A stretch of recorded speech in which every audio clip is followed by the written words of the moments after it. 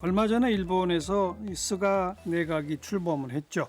근데 그러고 나서 이 후쿠시마 원전 오염수 해양 방류 문제가 쟁점으로 떠오르고 있네요. 스가 내각이 바로 그냥 해양에 방류하는 걸 유력하게 검토하고 있다. 이런 뉴스가 들리는데요. 우리 정부나 국회 차원의 대응이 필요할 텐데 이 문제를 좀 자세히 짚어보기 위해서 대표적인 환경 전문가죠. 환경운동가 출신 더불어민주당의 양이원영 의원을 스튜디오에 초대했습니다. 어서 오십시오. 네, 안녕하세요. 네, 이게 후쿠시마 원전 사고 나서 터져버렸잖아요. 그 원자로가. 예, 예. 그런데 폐연료봉이 폐연료가 그대로 있는 거잖아요. 아, 밑으로 녹아서 내렸죠. 그렇죠. 그러니까 정확하게는 원자로가 터진 게 아니라 원자로가 있는 그 건물이 폭발을 하면서 그 원자로는 거의 깨졌죠. 그래서 그 해결료가 녹아서 그 덩어리채로 밑으로 떨어졌고 네. 그게 바닥을 이렇게 파고 들어가는 걸로 지금 확인이 되고 거기서는 엄청난 방사능이 나올 테고. 방석 물질이 있으니까 방사선이 나오고 그리고 얘를 식혀줘야 되거든요. 그래서 그러니까 물을 부은 계속 거죠. 주입을 하는데 그게 여기저기 배관이 깨지다 보니까 완벽히 해수가 안 되거든요. 예. 그러니까 그게 또 지하수로도 흘러가고 그걸 뽑아내서 다시 뭐 정화해서 이렇게 뭐 모아놓고 있는 게 지금 한 122만 톤? 122만 톤. 톤. 네. 그 물도 그러니까 방사능에 오염된 물이 아니겠어요. 방사성 물질이 포함돼 있는, 그러니까 그렇죠. 오염돼 있는 그런 물인 거죠. 근데 지금 그 122만 톤이 그 보관할 수 있는 뭐 용량을 거의 꽉 채웠다고요? 올해까지 137만 톤으로 확충을 지금 계속 하고 있어요. 네. 그러니까 그 저장 그렇죠. 탱크를 어마어마한 큰 거를 계속 짓고 있다는 거죠. 그렇죠. 설치를 하고 있는데 현재까지는 122만 톤 정도가 2020년 7월 기준 정도로 예. 지금 확인하고 있는데 예. 그 정도 늘어나고 있고 137만 톤 저장 용량을 확충을 했기 때문에 예. 이 속도대로 계속 가면 하루에 한 150톤, 170톤 왔다 갔다 이렇게 나오거든요. 네. 그러면 2022년 정도까지 되면 포화될 거다. 그래서 저장 용량을 지금 더 키우지 않으면 2022년에는 꽉 차는 거죠. 그래도 2년이나 아직 남았네요. 뭐 조만간 포화 상태에 이를 것이다. 뭐 이런 보도가 있었는데 그게 아니네요. 그렇죠. 당장은 아니죠. 그렇죠. 당장은 아니지만 예. 저장 용량을 계속 확충해 나가야 되는데 그걸 올해 말까지만 하겠다 그러고 그 이상은 지금 발표를 하고 있지 않은 거죠. 네. 그러니까 그 탱크를 더 짓는 일을 할 계획을 아직 안 세우고 안 내는 있다. 거죠. 예, 예, 그 얘기는 2022년에 꽉 차는 걸 우리가 알고 22년 중순 정도면. 그러니까 그때쯤 꽉 차는 걸 알고 있는데 그러니까 탱크를 더 이상 안 짓겠다는 얘기는 어떻게 하겠다는 거예요? 그러니까요. 그러니까 그걸 경제산업성 산하에 그 오염수 처분 관련한 소위 위원회가 있어요. 예. 정확하게는 뭐 다핵종 그러니까 핵종이 여러 개가 있으니까 예. 그 제거 설비 소위원회가 있는데 예. 여기서 이제 5개의 여러 가지 안 중에서 2개의 안을 권고를 한 상태인 거죠. 예. 그걸로 하면 뭐 대기 중으로 수증기로 방출을 하거나 해양으로 방출하는 2가지 안이 권고가 돼 있는 상태니까 그 중에 하나를 뭐 조만간 결정하지 않겠냐 이렇게 미뤄서 네. 짐작을 하는 건데 스가 그 총리가 네.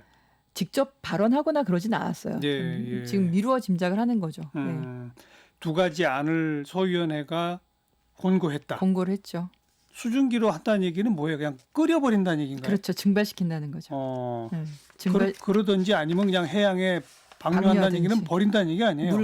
바닷물과 희석시켜갖고 버린다는 거죠. 근데 그러면서 지금 보관돼 있는 그 원전 오염수가 어느 정도 방사능 물질을 갖고 있는지 등등 그런 거를 일본이 공개합니까? 안 합니까? 네, 그거는 지금 확인이 되고 있는데요. 122만 톤 중에서 한 29만 5천 톤 정도만 사실 기준치에 맞는 거고 예. 기준치에서 그러니까 5배까지 정도 많은 거는 37만 4천 톤, 한 10배까지 많은 거는 20만 톤, 100배까지 되는 건 16만 1천 톤, 심지어 한 19,000배, 거의 2만 배까지 되는 거는 한 6만 5천 톤 정도 되고 있는데요.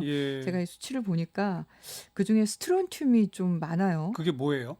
스트론튬이 SR인데 반감기가 한 29년 되는 거고 얘는 칼슘하고 비슷하게 움직여요.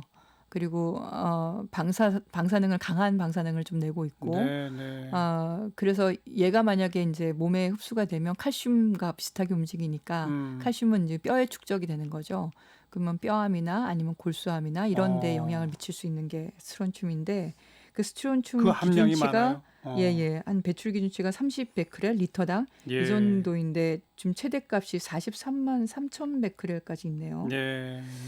그래서 이게 좀 평균값도 거의 3,300 베크렐 정도가 근데 아무튼 되어 있고. 지금 말씀하신 그 허용치, 기준치의 5배, 뭐 10배, 100배 뭐 이야기하셨잖아요. 네네. 그건 일본 정부가 발표한 공식 자료일 거 아니에요. 그렇죠. 네. 이렇게 오염되었다는 거를 자기들이 알고 공식적으로 공개까지 해놓고서 바다에 버린다고요? 근데 그거를 이제 다시 아까 다핵종 제거 설비라고 ALPS, 알프스라고 하거든요.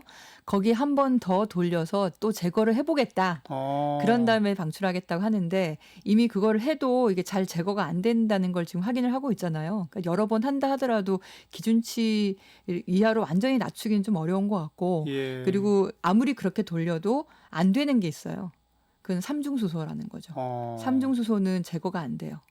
제거가 안 되니까 그건 삼중수소는 현재도 배출 기준이 한 6만 베크렐. 이건 이제 예. 방사능 정도가 좀 낮으니까 예. 기준치가 좀 높은데 예. 리터당 6만 베크렐인데 얘가 지금 250만 베크렐이 있어요. 와. 네, 그러니까 리터당 그것도 리터당 250만 베크렐이 있는 거라서 삼중수소는 굉장히 많죠. 네. 이게 지금 골치가 아픈 겁니다. 네. 그 첫 번째 권고안이라는 그냥 끓여서 수증기로 증발시키면은 그래도 방사능 물질은 그대로 나오는 거 아니에요? 나오죠. 공기 중으로 다 대기 중으로 나오는 거죠. 나가는 거죠. 그런 대기 거죠. 중으로. 네, 대기 중으로 나가. 그러니까 대기 중으로 보내거나 바닷속으로 보내거나 둘 중에 하나를 네. 해라 이거군요. 네, 그렇게 얘기한 거죠. 근데 이제 민간 전문가들은 좀 다른 안을 냈어요. 특히 이제 삼중수소가 굉장히 많기 때문에 예. 그러니까 알프스를 여러 번 이렇게 한 다음에 그런 돌린 다음에 최대한 기준치 여러 핵종들의 기준치를 낮추고 그래도 삼중수소는 그대로 있으니까 못 걸러내니까. 삼중수소는 반으로 줄어드는 기간이 12년이에요. 반감기가 12년이니까 그거의 10배인 120년 정도를 보관을 좀 해라. 장기 보관을. 예, 네. 예, 그리고 그 보관 기술이 없는 것도 아니고 우리가 뭐 심지어 가스도 액화시켜서 보관을 하죠. 석유 저장 탱크도 엄청난 탱크들이 많이 있기 때문에 예. 그렇게 보관을 하는 게 비용이 그렇게 많이 들어가는 것도 아니고 물론 해양 반출하는 것보다 많이 들어가지만 그 방식을 민간의 전문가들은 계속 권고를 하고 있죠 지금. 네. 네. 그리고 그 기간 동안 계속해서 그런 그 원전 오염수가 나오는 거는 탱크를 계속 증설해서 할 또 수밖에 보관해라. 없지 않겠냐. 예, 그렇게 얘기하는 거고요. 예. 그리고 어쨌든 이걸 세워나가지 않도록 빨리 조치를 취해야 되죠. 2011년이고 지금 2020년인데 벌써 10년이나 가까이 그렇죠. 지났는데도 예. 아내가 상태가 어떤지도 정확하게 지금 모르는 거라서 네. 일본도 굉장히 골치 아픈 상황인 것 같습니다. 일본 측도 지금 우리 정부나 또 IAEA에서 이거 해양 방류 문제 우려 표명하니까 국제사회랑 협력하고 있다 이런 입장을 밝혔다면서요? 네, 입장을 밝혔는데요. 예. 이 협력의 핵심은 결국은 오염 물질을 배출하지 않는 거죠. 근데 저는 이제 일본이 예전 생각을 좀 했으면 좋겠는데 1993년에 네. 러시아가 핵폐기물을 해양에 이렇게 투기를 했어요. 네, 투기를 하고 그게 발각이 되면서 추가로 더 폐기 처분할 계획에 대해서 예. 그 당시에 일본 총리가 호소가 모리히로 총리인가? 아니, 이분이 러시아 대통령 당시 대통령 보리스 옐친과 양자회담을 했어요. 그래서 더 이상 방사성 폐기물을 바다에 버리지 않겠다고 합의서에 서명을 하게 했어요. 실제로 국제 협약이 유엔 해양법 협약도 있고, 그러니까 바다에다가 오염물질을 버리지 말라고 하는 건 런던 의정서도 굉장히 의미 있는 조약인데요. 네.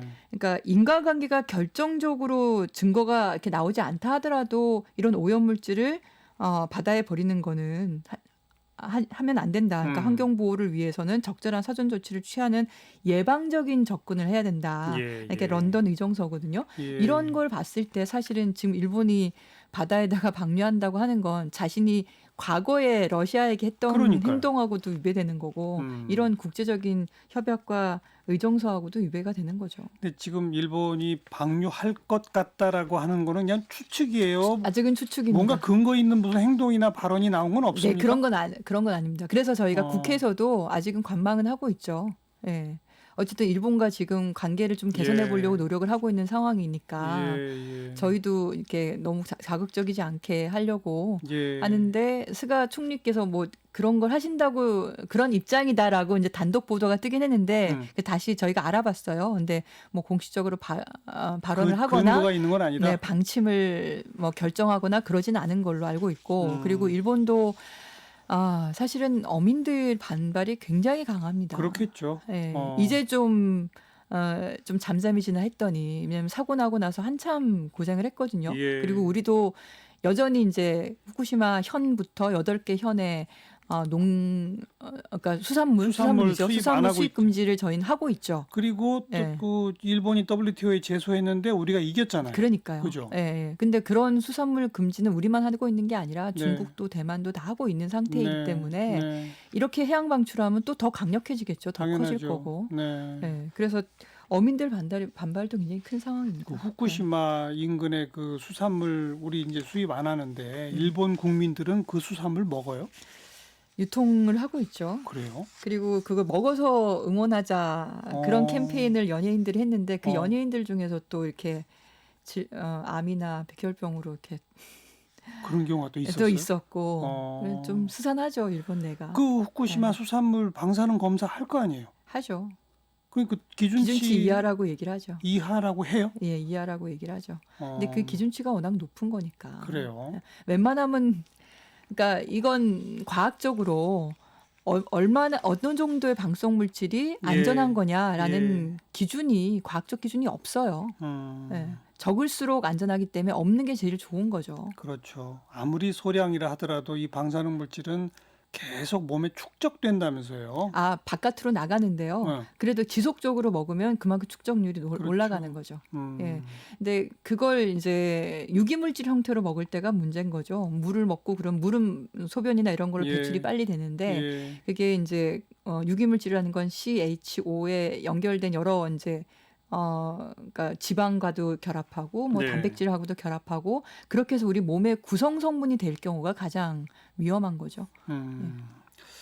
자, 이 원전 오염수 문제가 또 우리의 관심이 집중될 수밖에 없는 거는 우리 탈원전 정책이 여야 간의 뜨거운 쟁점이기 때문이고 특히 최근에는 감사원에서 월성 1호기 조기 폐쇄를 한 정부 결정이 잘못된 거냐 잘못된 거냐 감사를 하고 있는데 결론이 계속 안 나오고 있는 상태 아닙니까? 그렇죠. 이게 정치적 쟁점이 되고 있잖아요. 네, 그렇죠. 어떻게 보세요? 감사원의 이 문제는? 저는 감사원이 물론 국회에서 작년 국정감사 때 이 감사를 의뢰한 거죠. 그 여야가 정쟁이 돼버리니까 의뢰를 한 건데 이 정쟁이 된 것에서 좀 합리적이고 객관적이고 중립적인 감사를 했으면 좋았을 텐데 실제로 이제 피감사자들의 제보에 따르면 감사원이 좀 어느 한쪽의 편향을 보이고 있는 게 여러 가지로 제보가 되면서 문제가 좀 된 거죠. 그러니까 월성 1호기는 사실상 경제성이 없다는 게 이미 판명이 났고 그리고 한편으로는 수면 현장 과정 자체가 위법하다는 게 이미 재판 결과가 한번 나온 적이 있어요. 근데 이게 원자로 안전위원회에서 지금 폐쇄하는 걸 결정을 해줬기 때문에 소의 이익이 없어서 그냥 2심부터는 진행이 안 돼 버린 거거든요. 그러니까 이런 좀 객관적인 상황을 보면서 판단을 해야 되는데 이 정부에서 폐쇄한 결정 자체가 뭐가 문제냐고 이렇게 계속 파고들다 보니까 좀 억지가 좀 생긴 게 아닌가 그런 게 보였죠. 그러니까 그 정부의 결정이 잘못됐다라는 결론을 미리 내놓고 그쪽으로 유도하는 감사를 하고 있다 이런 거예요? 그런 조짐들이 많이 보였죠. 그러니까 피감사자들의 제보에 따르면 감사를 받아본 사람들이 따르면 뭔가 틀을 만들어 놓고 거기에다가 깨워 맞추는 것처럼 굉장히 고압적이었고 강압적이었고 사실은 이런 조사는 그러니까 형사의 수사기관에 경찰에서도 조사를 할 수 있고 검찰에서 조사를 할 수 있는데 그래도 다 무죄 추정의 원칙인 거고 그리고 기본적인 인권과 이런 걸 보장을 하면서 하잖아요. 근데 굉장히 강압적이었다는 게 확인이 많이 되고 있고요. 그리고 뭐 10번 몇 번 이상씩 다 불러다가 이렇게 하기도 하고 한밤중에 하기도 하고 그리고 원래 영상 촬영을 하면서 이렇게 해야 되는데 기록을 그렇게도 남겨야 되는데. 네, 그것도 제공하지 않고 뭐 그리고 발언들도 몇 가지 확인 이번에 국회에서 예. 확인된 거에 따르면 무리하게 한 걸 보면서 이제 그렇게 의심하게 만드는 일들이 좀 꽤 있었죠. 의심의 방향이 뭐예요? 감사원이 왜 그런다고 의심하는 거예요? 어떤 편향이 있다고 보여진 거죠.